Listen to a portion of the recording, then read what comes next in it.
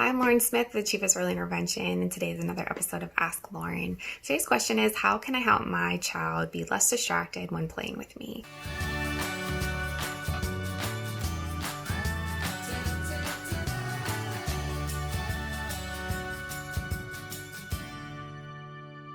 So I love this question because you have already figured out the key component, and that is inserting yourself into their play to help them be able to attend to things for longer, because you're modeling, they're being encouraged to imitate and continue in a back and forth interaction with you. So I think that's a great first step.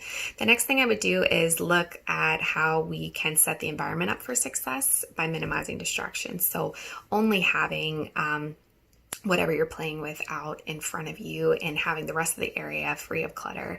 Having your TV, phone, radio off. If you're in a room that has a lot of people in it and you're able to move to another room that has a little less going on, I think that could be really beneficial as well.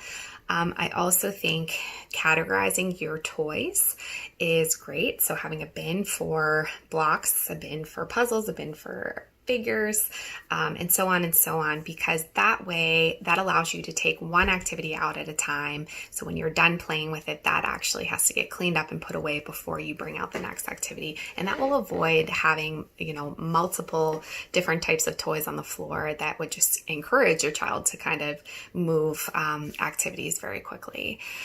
Something else that you can try is picking activities that have a clear beginning and a clear end to them, such as books and puzzles, because there's usually a certain number of pieces or a certain number of pages. Also too, if you're doing something like stacking blocks, setting kind of a number limit. Okay, let's stack 5 blocks before we knock them down, and then counting those as you stack them.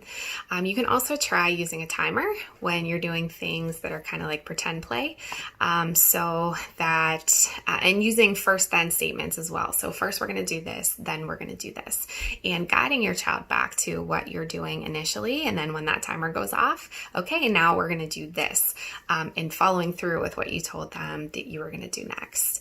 Also following the child's lead. So really taking a look at what they are interested in, because what they're interested in a lot of times is not always what we are interested in. So looking at what they're interested in and thinking about how you can build on that. One other thing that I think is also setting realistic expectations. So if you're doing a puzzle with your child and they're only putting one piece in before they get distracted going to something else, we wouldn't expect them to put all 10 pieces in. So starting by 2 pieces and then increasing from there as they're able to do that. I'm a big fan of backwards chaining. So what that would be is, for instance, with the puzzle, you would model putting in majority of the pieces and you would leave the last 2 or 3 for them to put in, and then you can build on that from there. So they are always completing the activity and able to see how that process works, but you're beginning it and you're helping model for them what you want them to do. So hopefully this helped, and we will see you next time. Please drop your questions below and we will answer for you another time. Thanks a lot.